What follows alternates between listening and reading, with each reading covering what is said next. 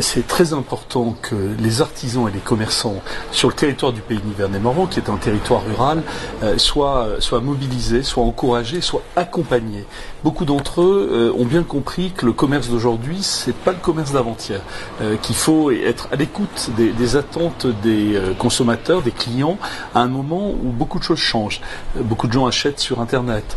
Il y a beaucoup de nouveaux consommateurs qui arrivent et qui vivent sur notre territoire, qui n'ont pas les habitudes traditionnelles du territoire. Et donc, il y a un travail d'adaptation qui est à faire. Mais c'est pas facile de le faire seul. Et donc, ici, sur ce territoire, avec notre opération collective, artisanat et commerce, nous aidons les associations commerciales au plus près des professionnels, à les aider à évoluer, à les aider aussi à investir. Nous avons réussi à obtenir à l'arrache une enveloppe de 350 000 € de l'État pour aider l'artisanat et le commerce en milieu rural, pour aider à sa modernisation quand on veut refaire une boutique, quand on veut refaire un atelier.